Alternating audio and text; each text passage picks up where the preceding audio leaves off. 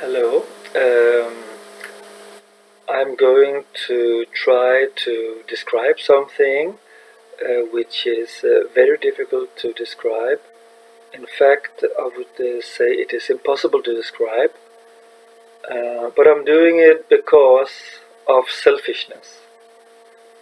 Many years ago, when I was seeking to get totally whole, to feel totally healed, complete, so that sort of all negative things would leave me, to feel this total freedom, this supreme liberation, to feel the totality of love, of joy, of peace all the time. I would have been very, very sad if somebody having this would not share. So because of this big selfishness, I am now talking to myself when I was 20, 21, 22, 23 years old. And if there are any more out there except me in the past, then I hope this might be inspiring to you, helpful to you, and that is my wish and intention. I don't know even where to start. I have not written anything, so it'll just be like a friendly sharing. So we'll see. Maybe I will do some other question and answer based follow-ups. So I remember when I was around 16, I went into a temporary state of limitlessness, of total beauty, of some kind of a oneness, when I was sitting in the nature near the lake and just meditating. I didn't even know what the word meditation meant. I was just relaxing, um, just enjoying the beauty of nature and sort of allowing the nature to swallow me or unite with me with this beauty by becoming still. And ever since, this this has been the ultimate goal in my life, to have this on a permanent basis, this total liberation. So this brought me to read hundreds of books. I think I read maybe 400 books on spirituality, enlightenment, and mysticism, and psychology, psychotherapy, and self-development, affirmation, and whatnot. And then at least 100 books on physical health, because the health was influencing me a lot. It was very important to me. It was influencing my mind a lot. So this brought me to the teaching of a self-realized master, or if you want to call it a self-realized teacher, which I can call a master, okay?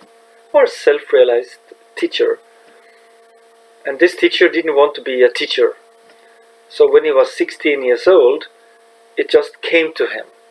And then suddenly he was there.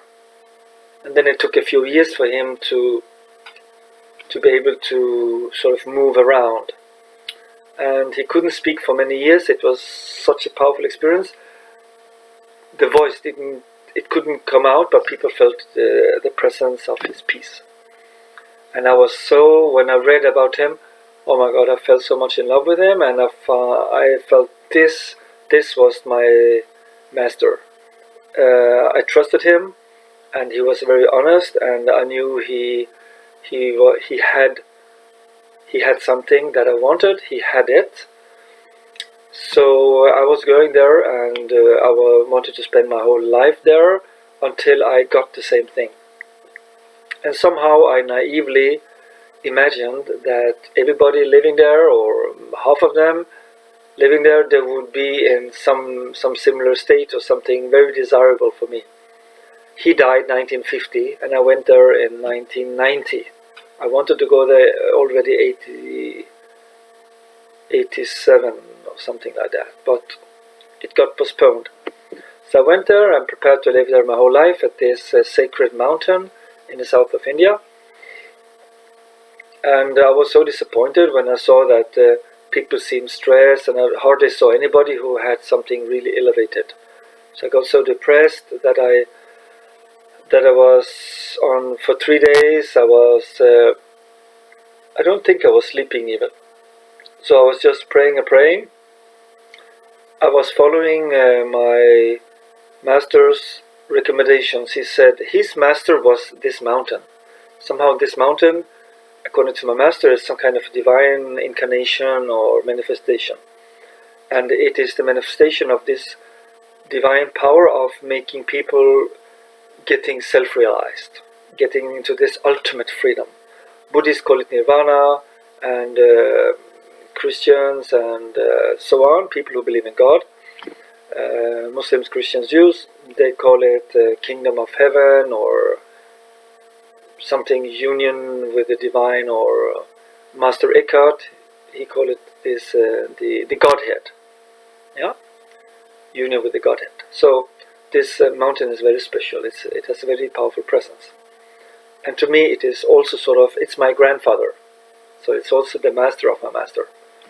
So I relate to that in a real way. So I was like asking and praying and begging that to give me the state of ultimate freedom. We can call it enlightenment. And though I don't really like the word, I prefer something like more like neutral words, which are more psychological. We can call it like ultimate freedom or union with your higher self or the cosmic self. I don't know, whatever. Or with the life itself. And life, we can also call it, as Master Eckhart said, the German mystic, he called it the Godhead. It's not God having a personality or something like that. It's more what in in the Eastern they call it Tao. In China it's called Tao. Buddha call it Nirvana, and in India they call it the Brahman or Parabrahman, or the Absolute. We can call it the Absolute. So so I was praying and praying, and then suddenly I just felt like, wow, this is very nice. I felt like some peace inside, and some strange coincidences happened like that somebody just told me, do you want to meet a self-realized master? And I was a little bit skeptical, because this man, he seemed nice, but he was like a regular doctor, Dr. Ramana his name was, and I was more at that age, if he had long hair or beard or being a little bit mystical, I would have believed him more. That was my limitation. So he was just like very nice clothes and successful man in society. So I was thinking maybe he's very worldly, and I was only into spiritual things, and I wanted to even to become a monk a few years before that. First I was thinking of becoming a monk in a Swedish monastery. There is only sort of one monastery in Sweden, so I just had to choose that. That is like, I think it's the Carmelite, by this master called John of the Cross and Teresa Avila. I really admire them. I've studied them, and I have a total admiration for them, and I find them self-realized, just like Ramana, just like Buddha, etc. So, and then, okay, why not? So after a few hours, I went to Ramana's place where he was sitting, usually for many decades. And there is this photo, and you can feel like this very powerful peace, the presence of Ramana, sort of. And so there I just mentally said, Ramana, please give me a sign that this is good for me. And then very shortly I got such an explosion. I cannot even tell you the details. It's like the body, the organs in the body, they are like getting thousands of volts of electricity. It was like literally exploding. I thought I was going to die. They're called chakras in the literature of yoga and all these teachings. They're called chakras, and I could even feel them. Boom, boom, boom. It was going a little bit slowly. Maybe it took like 5-10 minutes to boom, like that. So it was such a sign that even 1% of this would have convinced me. Totally mind-blowing. Totally impossible to describe. And then it reached up here and so these kind of teachings, things that I was reading about in the yoga literature and different mystics that had been describing of some chakras, suddenly they became real to me. I mean, it was like as real as my fingers. So anyhow, it was very ecstatic, and so I almost like get drunk in some kind of a being in love and bliss. I was walking for 100 meters or so. They guided me to that place, and there sat a man inside a hut, very simple, and he happens to be sort of a farmer. His parents are farmer. His father died very young. His mother was a farmer, and he's a farmer. He doesn't know much English. So a very simple man, but the biggest heart. Not only I have never read about such a person, about such a heart. So I'm so touched when I speak, when I just think about it. So, so I went inside. He didn't say a word, and I just sat down, bowed down, sat down, meditated, and the mind just disappeared. And it was some kind of what you could imagine enlightenment or nirvana or oneness with the divine absolute. And I felt like very, very heavy. My body felt like I became a stone, a boulder, a rock, and a big, big mountain. And I felt like heavy of hundreds and thousands of tons. I was almost sinking, so much was the thundering silence coming from him, like running me over like millions of elephants. And my mind just got like quiet, totally quiet. Could hardly breathe. Like that I sat for like half an hour, 1 hour. And I never had anything like this in my life. I said, my God, what is this? This is really the answer of my prayer. Thank you, Ramana. Thank you, my grandfather, Ramana's master, the mountain is called Aruncahala, which means mountain of grace or mountain of fire. And fire is like symbol of grace, like endless grace. So that mountain is just like a big, big pillar of light and thunder and grace if you can tune into it, Just like maybe, let's say, somebody, having a very warm heart, very loving heart, and this person sitting, maybe Mahatma Gandhi, sitting with the closed eyes, and people think he's almost dead. Well, maybe he's sleeping. Then he wakes up, and he's the most loving person, like an angel, So people thought he was dead. So in the same thing, if you can tune into that mountain, it's even possible through pictures if you're very open. So now I realize that I found my spiritual teacher,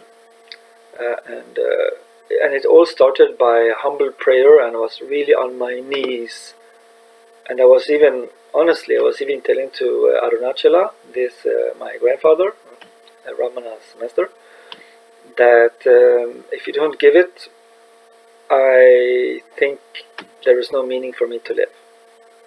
So it was almost like, I was very young then, almost like an ultimatum. I was telling like that, well, if you don't give me, I will commit suicide, and it'll be your mistake.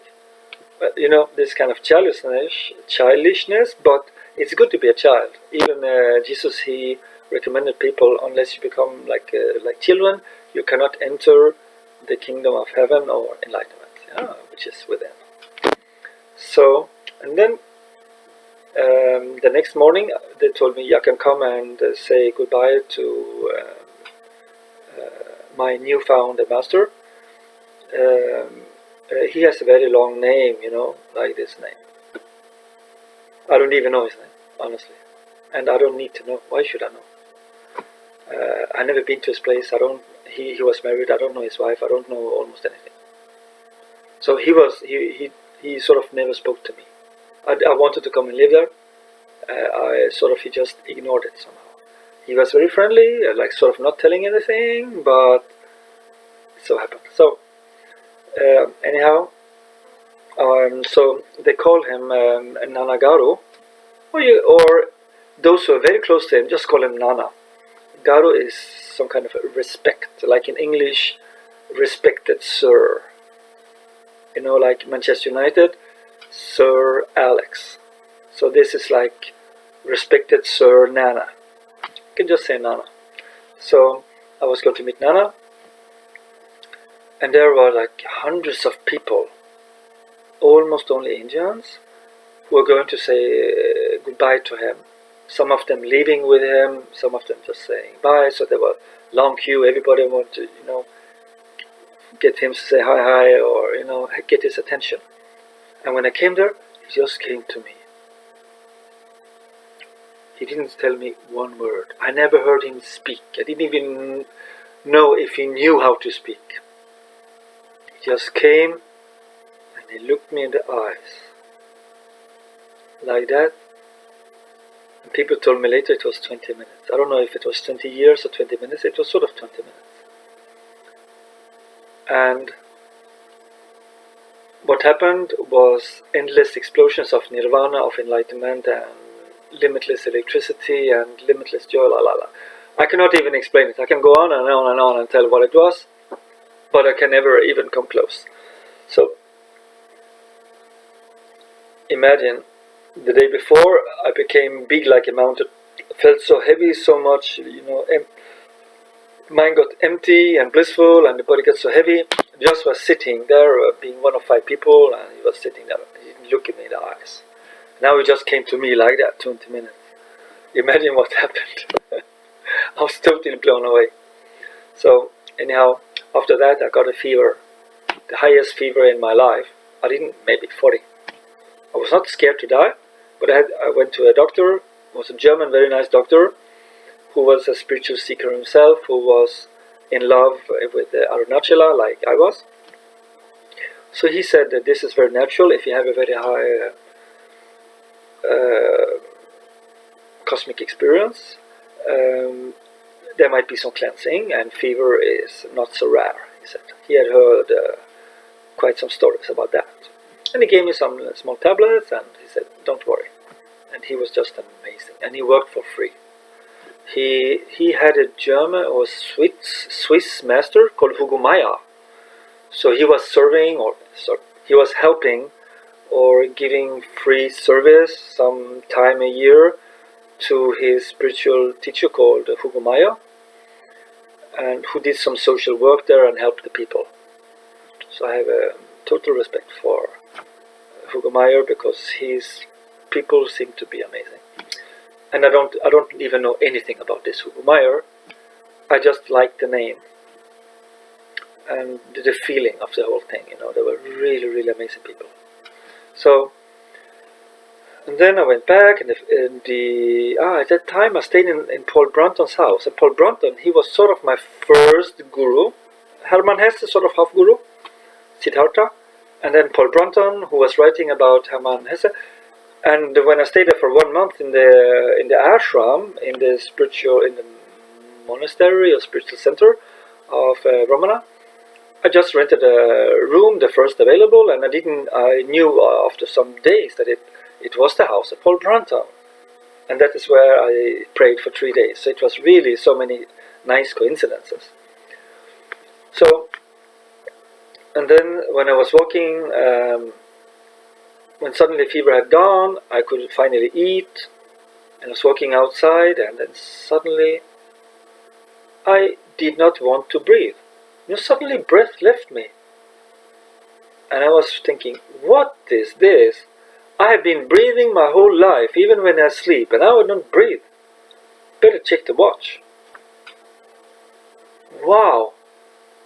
I was thinking that probably I needed never to breathe anymore in my life. And it just went on, and I was even trying to run, to provoke the breath to come. I was running, I was doing everything. No breath at all. Am I going to be the first guy in Sweden, or maybe Europe, who need not breathe at all? It'll be a mystery for science. I will come to Guinness record book. The man who didn't breathe after he was 23. After 10 minutes, maybe it was then 11 totally, I needed to breathe like always. I could not, I had to breathe. So this was very special. So this Nana's high energy was even taking my breath away. So maybe a good name of the book, if I will write it, it will be He Took My Breath Away. Or Breathtaking Master. Or Breath-Stealing Master, something like that. Okay. So, yeah, anyhow, so, and then another miracle happened, like, I don't even ask you to believe it, because I would probably not believe it if anybody told me.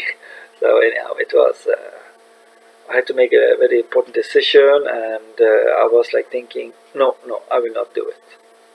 Because I felt intuitively, no, I shouldn't do it.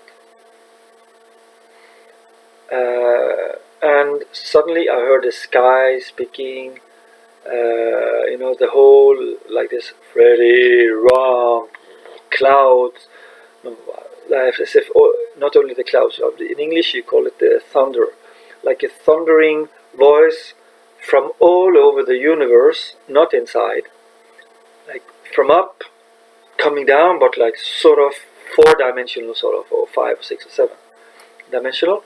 And wow, it was so shocking to me. I didn't even have the sober mind to look up if it was hallucination, and never took any drugs in my life. So I had never had anything similar like this. So, but that is not possible. How can this be possible? So anyhow, I was ignoring it. It cannot be possible. Maybe Moses can hear, but that's like a long time ago, and that's only one person here and there. This doesn't really happen. I believed it have happened to some people before. I was sure.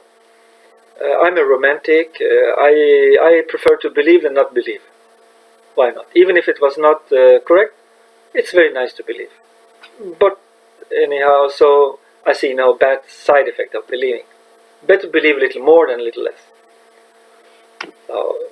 Though I also have a scientific mind, but I try to make it secondary. So, and live more by intuition. So, and then I took a few more steps. I was in Palakotu, which is called in English the jackfruit forest, just in front of Paul Bronte's house. Not totally in front, but like near the road. So it's like take 40 seconds to go, or 30 seconds to go. So how is that possible? Or why didn't I look up? Again, Freddy, go that, because I decided to not go. And then I had to run, because if the voice of the Almighty is speaking, one has to follow, So I just ran where it told me to go, and that decision from the logical mind, it didn't make any sense. It was sort of one of the worst ever decision I ever made. Maybe the worst. Now, but that time it looked like it had some good points. Something I could help really so many people, or almost like helping the whole world. Something like a grand project.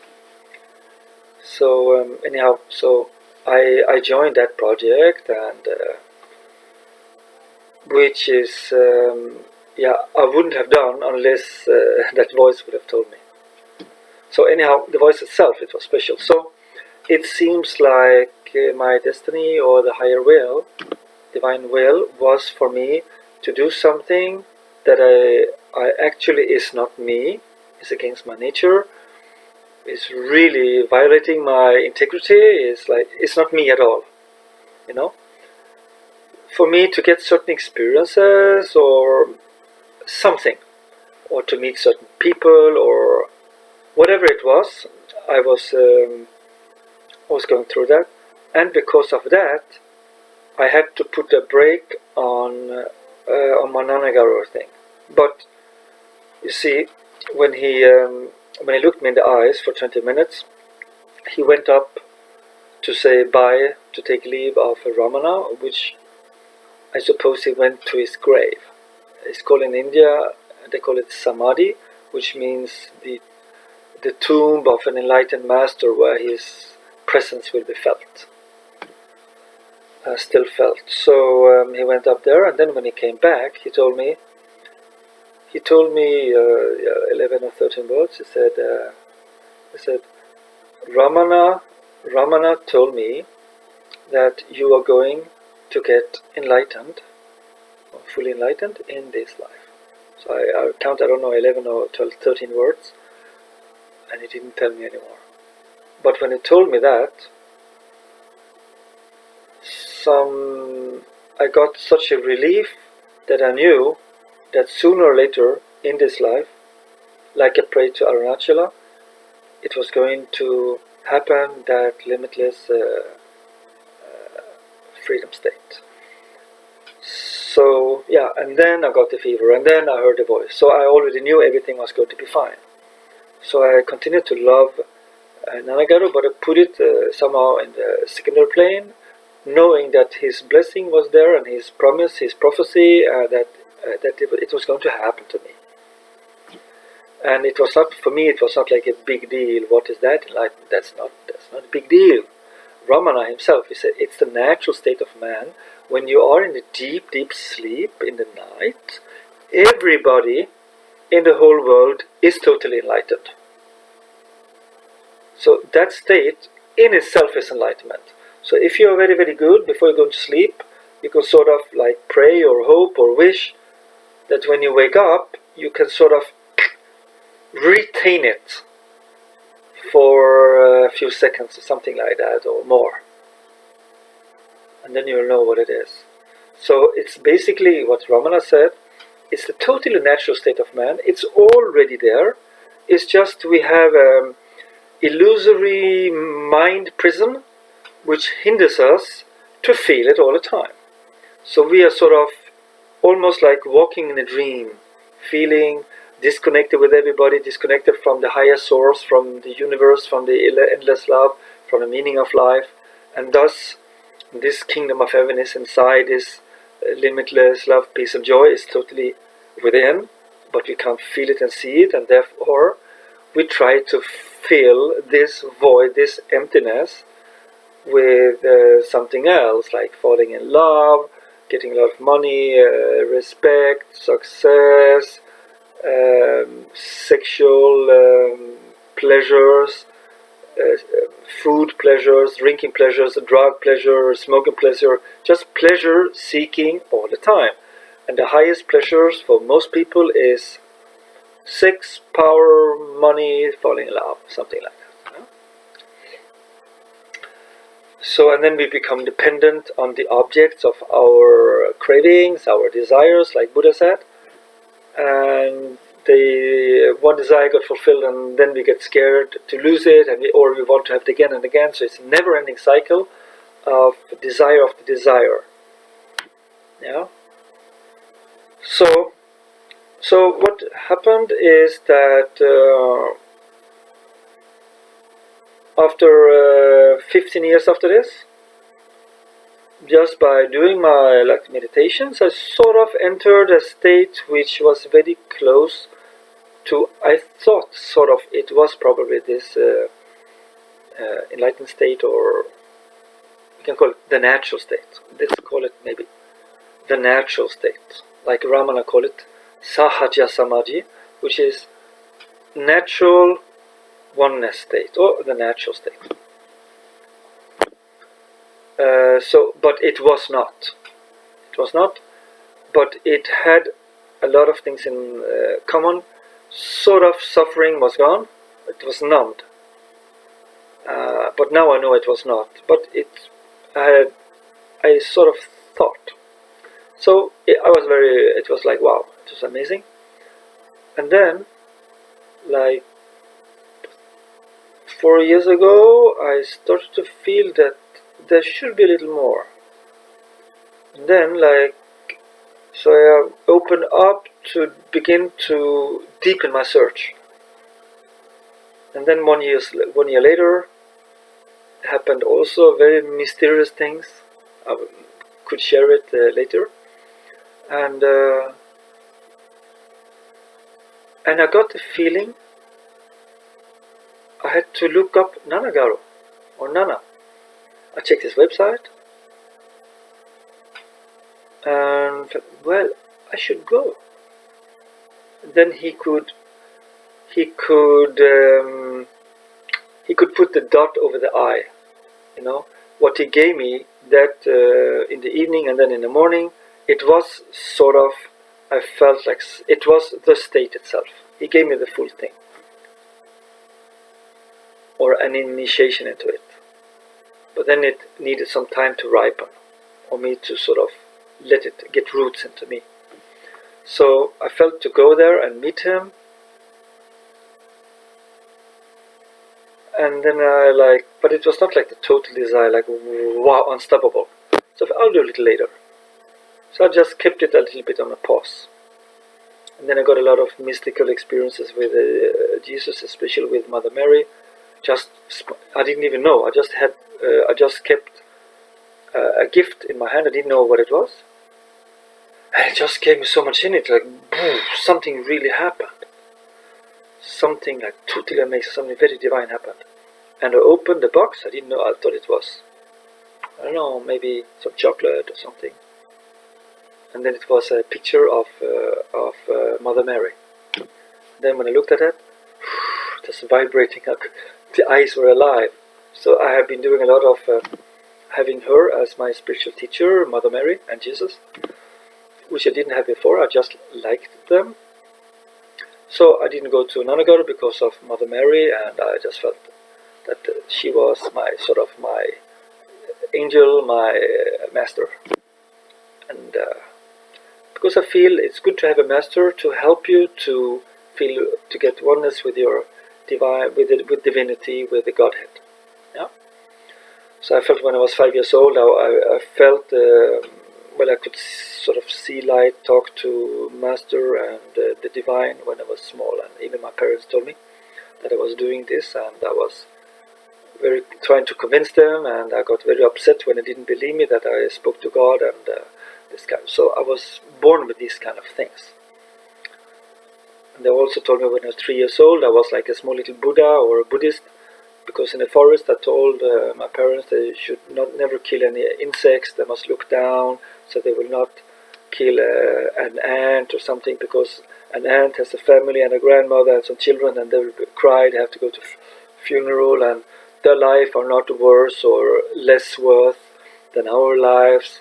So I was born like that, of feeling love to whole creation and feeling God inside. So it was like a natural for me. But I also had to struggle, because I started to lose it after 7. Like it was more bright when I was like around 5. So yeah. So what happened is that I didn't go to Nana, and then this it was in April, May, during the Corona crisis. I suddenly felt I have not studied Ramana's or similar teaching to Ramana's. They call it non-duality, Advaita, but it is not really non-duality. It is either non-duality or total love to the source. So it's like a mixture, the perfect mixture of East and West. East I call like, Taoism, Buddhism, and and Advaita. That kind of thing of, they don't speak about duality, they just speak about life or source, and the West is like loving that divine personality with all your heart, and totally trust that thy will be done, all these kind of things. So this Ramana, he has like both, and he has something more. Also something like in Bhagavad Gita, the Indian main scripture, where they said that everything you do, you should not feel proud of. They call it karma yoga, or cleaning your karma, that you are not the one acting, it's the whole universe or the source acting through all of us. So we never do anything, and even if you help somebody, your right hand should not know that your left hand was giving, like it said in the Bible. So he was like taking all these three in a very simple and compact way, and it's just like it's a total masterpiece what he has done. And he didn't hardly any read. Ramana hardly read anything before he just entered that state 16, and it was just inside him. He just knew everything. So this knowledge it was inside. So then I felt I needed to connect to that teaching, because I didn't really get it fully when I was 23, when I studied it a lot for some years. Then I studied various teachers through Ramana's lineage, like Nisargadatta Maharaj, Punjaji or Papaji from Lucknow, and some people through them. So you can say children and grandchildren and grand-grandchildren of Ramana's lineage, basically. So, and it was very interesting. And then sometimes I put the playlist in the whole night in YouTube, and then when I woke in the morning, boop, it had just changed into something that's very interesting. So it came out to things, really cool things, and then I didn't really go into Ramanas yet, because I thought I knew Ramanas almost fully, but it happened I didn't really do it, maybe 99%. And then I just felt, it was in June, I really want to go and meet Nana now. I can even go tomorrow. I just must go. Of course I had to take leave from work. Maybe after 2 weeks I would have a ticket. I could just fly if Corona situation would have permitted, which it of course didn't. So anyhow, I went to Nana's website. Oh my God, he's dead. He died 2.5 years ago. Oh, why didn't I go? Because I got this feeling 3 years ago, which would have been half a year before he died. I could have gone there for a month or two. Oh my God. I was so disappointed on myself. Why didn't I go? I wanted to go and thank him for the miracle he gave me 29 years ago. Well, anyhow, what to do? So I opened the photo gallery. I looked at him. I remembered how he looked at me, and I tried to feel the same thing. And it took literally less than a second, less than half a second. It just exploded. It kept pouring this nirvana inside again. From his photo, it became so alive, vibrating like this. Energy, I cannot describe it, and people will not even believe me. So it's okay not to believe me. Yeah, I know. So anyhow, he just lifted me so high, because I had lost, that was the highest I've ever experienced. That was the Nana thing. And then when 15 years later, when I went into a state, it was just like a permanent state of sort of no suffering and divine presence, but it was not that like total depth, endless depth of what coming from his eyes, It was not. So now I started to come back from the photo. What is this? He's alive in the photo. Oh, so he's still alive? Just like I know in the Bible it said, and the Christians are saying Jesus is the same now, forever, and before, there's no difference. The miracles he did before, he can do now also. So that became the same with the Nana. So it was not a big deal that he died. I have him totally alive with me. Of course, on a human level, I felt it would have been nice to go down and just tell him endless thanks, and I don't know, I needed to maybe tell 1,000,000 years thank you. That was what he gave me. And yeah, buy him 1 ton of flowers. I don't know how to do it. I don't know how to say thank you, you know. It's impossible. That was, yeah. So, and then I started to put Nana's photo on the screen and just sit with my closed eyes and just imagine I was sitting there in the darshan. Darshan means when I met him the first time. To meet somebody who is self-realized. In India they call it darshan. You know, meditating together with a self-realized master or teacher. So I was doing that, and sometimes if I wanted to have something totally mind-blowing, I could look him in the eyes for some time, and I remembered when he looked me for 20 minutes, then I closed my eyes. So I did like a mixture of these things. And the first 2 weeks, I tried to do this every second of the day. I was working 8 hours a day, and the rest of the time, just this one, nothing more.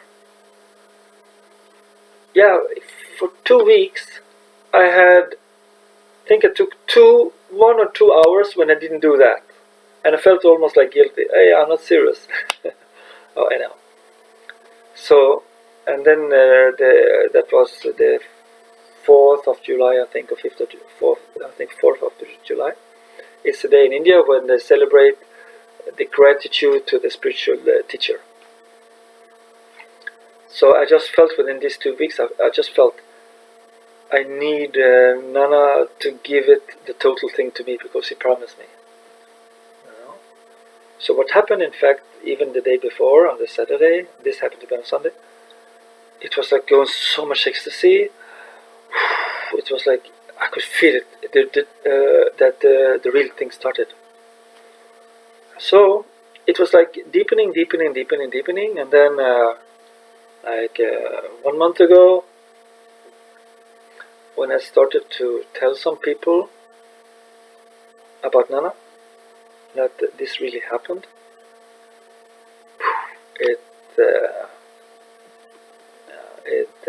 started to explode. When I shared this has happened to me and somebody gave it to me, then what happened, just like after a few hours of starting to tell some people, I just felt something in my heart just expanded the heart, just like boom, like that. And then the next day, when I woke up, it was I felt Nana. He was opening up like there's a place here in the heart, the spiritual heart. When that is opened, that is the oneness state is there all the time. So they call it the spiritual heart or your center. So it's like this opening up like that. So doing things like operations. So basically, I feel like Ramana, Aruncahala, and Nana, they're doing some kind of a spiritual surgery. And that's also what Nana he has been telling a lot about, this spiritual surgery. Ramana didn't really, I don't think he mentioned anything about that. He was more like silent. Nana, he was very talkative. Not to me, but I've seen in videos. Oh my God, you just keep on talking. Oh, that was not the Nana I knew. So I think it was meant to be like that I should never meet him. I just met him for 1 hour, and then in the morning, 1.5 hours, he told me 13 words. That's all. So now, if some people would feel inspired and try something similar, and they would ask me for that, then I don't have to tell, oh, you must go and meet la la la la. No, it's possible to do it in a modern way without even going to meet Nana or Ramana or Aruncahala, like that. It can be done without. So that was my story, that there are other ways to do it, from mental plane or spiritual plane like that. So And then, yeah, also, of course, when I looked Nana in the eyes, I could just feel like some cleansing was going on in my eyes. They got like bliss filled, and something opened up in the brain, and so many things. Like I felt he cleansed. He has been speaking about that also. When the spiritual master is looking you in the eyes, he can cleanse you from all these blockages and things from the past and the past lives. If you believe in that, they could be, taken away. These are the roadblocks that hinder this. That you keep this oneness state that you have during many hours in the sleep, that you keep it when awake. So that became also one of my goals. It's very simple, You don't have to think about enlightenment. Just imagine, keep on sleeping, keep on keeping that endlessness that you have in a deep sleep, even when you wake up. And that should be like the foundation of everything, this endlessness, which you can call the kingdom of God or Nirvana or Enlightenment or something, but it's just like your own sleep, basically. It's your own spirit, which is you are totally in that there's no mind at all when you sleep. Zero mind, you don't have a name, you don't have anything. It's just like Buddha call it emptiness, and in Advaita they call it fullness. Usually, like Shankara. So, and then it's like, I think like 10 days ago, I woke up in the morning, like 4 o'clock. I was awake, but not like 1000%, like sort of like awake. Then, for less than half a second, I never even saw Ramana inside me before. I've seen endless light. I have seen Jesus, Mother Mary, Nana, but I never saw Ramana. It's sort of shy. Came like this, and then gone, and it opened up inside. Just expanded. So I think he came and opened up the spiritual heart. So it has been like in stages, Nana, and then Ramana. And then, in fact, it was today, like 5 hours ago. I've been to work. I'm working usually 6 days a week. Well, it's usually not like on Saturdays. It's just like 4 hours. It's not a big deal. And I love doing everything. I love working. I love being free. I love everything. So, and usually when I rest, I put the picture of Aruncahala, the mountain, or Nana, or Ramana, or all three together, have it on low light in the screen, and then I usually put some Ramana book or a book that Ramana or Nana was recommending on Non-duality or some old scriptures, and very beautiful, very romantic, poetic, like that, and just like half sleeping, or probably I'm usually trying to fall asleep like 10-20 minutes a day. It's my grandfather, he always did it his whole life. He even did it twice. So I've been doing that since I was 14-15, and I just love it. Like, in siesta, they call it in Spain and South America, they call it siesta or cat nap. So today I didn't do it because I was just thinking I was going to sleep or like take rest. Not sleep at all. Just lying down for 2, 3, 4 minutes, and just because I suddenly got tired. Unusually, but not enough to sort of fall asleep, because I wanted to drink tea like that, because I didn't take anything for like 15 or 18 hours. I didn't eat or drink. I'm doing like a dry fast. The Muslims call it Ramadan, but I'm doing it all the time. So I call it like dry fast, and when I meet Muslims, I said I'm doing Ramadan. When I meet non-Muslims, I'm saying I'm dry fasting. It's like both. So I love it. And this, by working a lot with my health, like dry fasting and with a detox and have a very clean diet and with a lot of herbs. That has made the body. I have not had any disease for many, many years. I feel so much energy, and that is one thing that Ramana he recommended. He said, apart from total surrender or total trust, and then starving your mind, just by being in the feeling of I am. Then he said, apart from these two, which are his main thing, and you should not be the doership, no egoism in that. Then he said to have a harmonic body, and he called it by eating sattvic food, not eating too much and eating very very good for the health, and not and calming the mind. As in India, in yoga, they call it sattvic food. Not like too much spices, and that is like giving you a little bit too much energy, So it's not only healthy, but healthy, balanced, and harmonious, or spiritual food. So now today, when I sort of woke up, I couldn't move, just sucked into eternity, and it was very, very peaceful, very quiet. But it was like billions of stars, millions of waterfalls. It was the totality. And to make it very short, it's the first time I've totally been healed in my life. And I knew Ramana, Aruncahala, and Nannagaru, they had given me the full thing.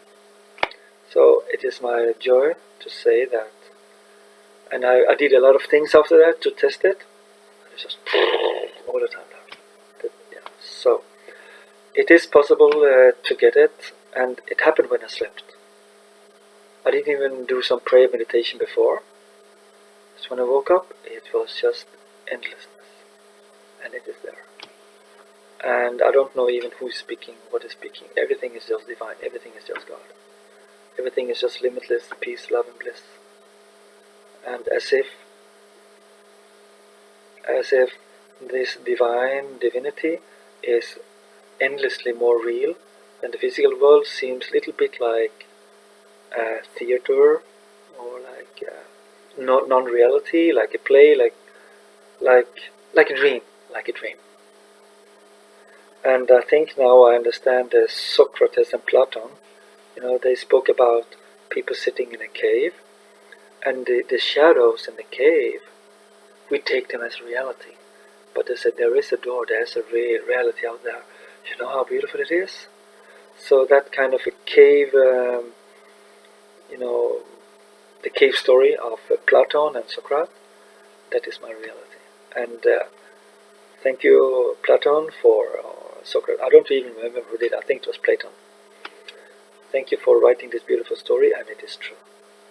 So if you want to join to see the reality, and to get, in fact, maybe my favorite word is to get totally healed. There's nothing, no seeking, there's nothing needed, there is nothing.